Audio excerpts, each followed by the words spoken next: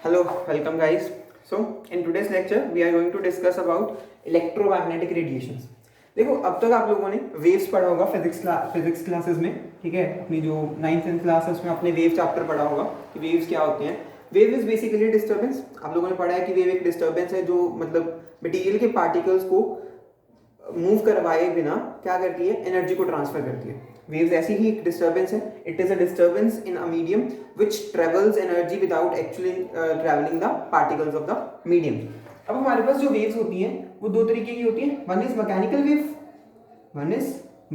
Wave, second one is electromagnetic wave. देखो mechanical wave के बारे में आपने पढ़ा होगा। मैकेनिकल वेव्स क्या होती हैं? विच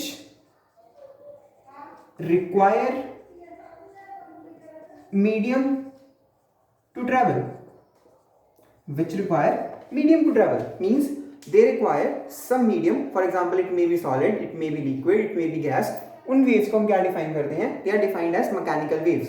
For example, your sound wave is a mechanical wave. Great. Now we are supposed to discuss about electromagnetic radiations. Okay, what are electromagnetic radiations? चलो अब इसके बारे में हम लोग डिस्कस करते हैं। What are electromagnetic radiations और electromagnetic waves? See, इलेक्ट्रो, अगर इसको तोड़े हम लोग, इलेक्ट्रो और मैग्नेटिक, ठीक है, ये दो टर्म्स हैं। Electro means something related to electric field. Magnetic means magnetic field. ठीक है। अब ये फिजिक्स की टर्म्स हैं, आपको पता है electric field and magnetic field. फिर भी बता देता हूं। जैसे ये चार्ज पड़ा है, दिस इज सपोज चार्ज, कोई भी चार्ज है, पॉजिटिव नेगेटिव डजंट मैटर। इसके आसपास एक एरिया डेवलप हो जाता है, एक फील्ड डेवलप हो जाता है कि अगर आप किसी दूसरे चार्ज को लेके आने की कोशिश करोगे, ठीक है, सपोज करो एक नेगेटिव चार्ज पड़ा है, ठीक है। अब नेगेटिव और पॉजिटिव किसी ना किसी डिस्टेंस पे आके एक दूसरे को अट्रैक्ट करना स्टार्ट करेंगे। तो सपोज करो कि नेगेटिव चार्ज यहाँ पे पड़ा है, इस समय इस पॉजिटिव और नेगेटिव में कोई अट्रैक्शन रिपल्शन नहीं है, ठीक है, रिपल्शन तो होगी नहीं, कोई अट्रैक्शन नहीं है। अब क्या करो, इसको नजदीक लेके आते हो, जहां पे इसको फोर्स ऑफ अट्रैक्शन लगनी स्टार्ट हो जाएगी, ठीक है। ऐसे ही इसको एक मतलब हर पॉइंट पे इस पर ड्रॉ करते जाना, आपको एक इस तरीके का फील्ड मिल जाएगा, इस तरीके का एरिया मिल जाएगा। ये this area is known as electric field of this charge. इसका मतलब ये है कि इस चार्ज ने इतना एरिया कवर कर लिया है, अगर इतने एरिया के अंदर कोई दूसरा चार्ज एंटर करने की कोशिश करेगा तो ये पॉजिटिव चार्ज उसको रिपेल या अट्रैक्ट करेगा। क्लियर है ये चीज? अगर कोई दूसरा चार्ज इस फील्ड के अंदर एंटर करने की कोशिश करेगा तो वो उसे अट्रैक्ट या रिपेल करेगा। सिमिलरली अगर यहाँ पे एक मैग्नेट पड़ी होती, दूसरी मैग्नेट ले लो, सिमिलरली जब दूसरी मैग्नेट अट्रैक्ट या रिपेल करना स्टार्ट करेगी, वो जो फील्ड होगा that is known as magnetic field, उसको हम मैग्नेटिक फील्ड बोलते हैं, ठीक है। अब लोग इसको फिजिक्स में डिटेल में स्टडी करोगे, बट मैंने आपको मेन बता दिया कि इलेक्ट्रिक और मैग्नेटिक फील्ड होते हैं। अब देखो, जो किसी चार्ज का इलेक्ट्रिक फील्ड है, किसी मैग्नेट का मैग्नेटिक फील्ड होता है। जो इलेक्ट्रोमैग्नेटिक रेडिएशंस होती हैं, अब ये सपोज करो, अब हम बहुत नजदीक है इसकी डेफिनेशन के, ये तीन एक्सिस हैं, एक्स वाई जेड, जो भी एक्सिस आप मान सकते हो इसको।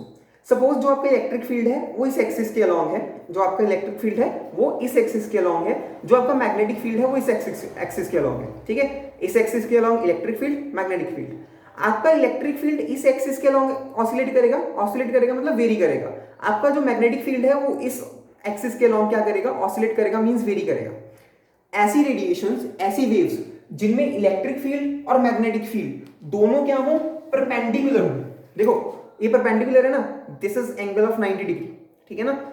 जिसमें इलेक्ट्रिक फील्ड और मैग्नेटिक फील्ड परपेंडिकुलर हो और क्या कर रहे हो, ऑसिलेट कर रहे हो, मतलब वेरी कर रहे हो। देखो this figure represents it better. Let's say suppose it is electric field axis, ठीक है, जो ये वाली वेव दिख रही है आपको, दिस वन, ठीक है, जो आपको ये वाली वेव दिख रही है, this is for electric field. देखो पहले जीरो था, इंक्रीज होता गया, फिर डिक्रीज, फिर नेगेटिव की ओर चला गया वैल्यू, फिर इंक्रीज होना स्टार्ट हो गया। इस तरीके से आपका इलेक्ट्रिक फील्ड वेरी कर रहा है। अब ये देखो this one, this wave is for magnetic field. आपका मैग्नेटिक फील्ड भी तो वेरी कर रहा है ना। देखो आपका जो मैग्नेटिक फील्ड है that two way, but both are perpendicular, oscillate भी कर रहे हैं और परपेंडिकुलर भी है। Plus the direction of propagation of a wave, direction of propagation of a wave is also perpendicular, that is defined as electromagnetic radiation. Means electric field, magnetic field oscillate perpendicular to each other and both are mutually perpendicular to the direction of propagation of wave. Means अगर आपका electric field ऐसे oscillate कर रहा है, आपका magnetic field ऐसे oscillate कर रहा है, तो आपकी वेव जो है इस डायरेक्शन में मूव करनी चाहिए. देखो ये तीनों आपस में म्यूचुअली परपेंडिकुलर हैं. अगर आप इसका और इसका एंगल देखो, अगर इसको आप यहां पे लेके आओ तो क्या एंगल होगा 90. इन दोनों के बीच में क्या एंगल है 90. इन दोनों के बीच में क्या एंगल है 90.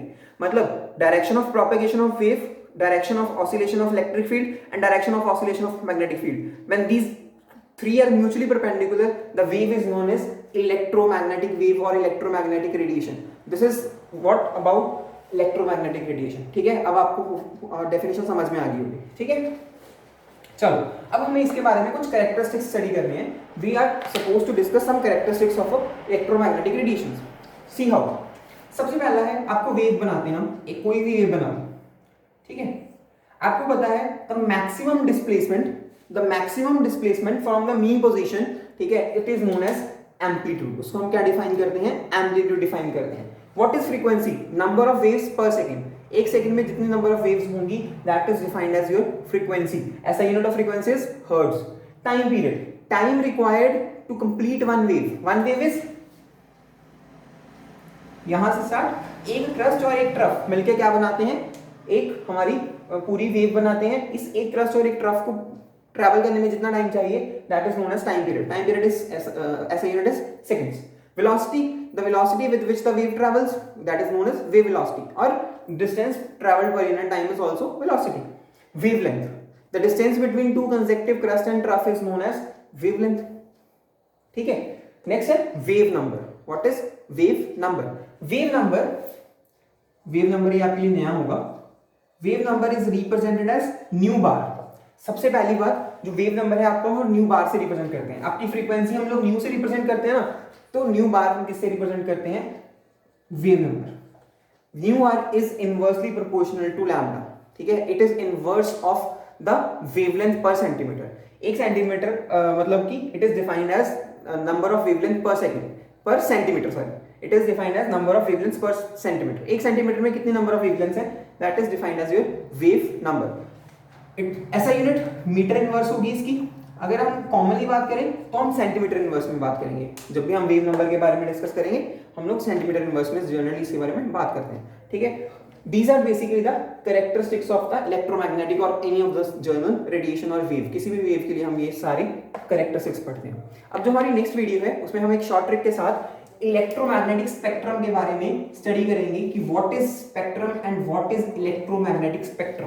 ठीक है, जो आईसीएसई स्टूडेंट्स हैं उन्होंने अब पढ़ा होगा 10th क्लास में भी. ठीक है, EM spectrum, radio waves, gamma waves, ये सारी वेव्स जो हैं, यूवी, विजिबल, जो भी है इंफ्रारेड, ठीक है, उसके बारे में हम लोग डिस्कस करेंगे और उसको याद करने के लिए एक शॉर्ट ट्रिक देखेंगे कि हम लोग उसको कैसे लर्न कर सकते हैं. ठीक है, चलो.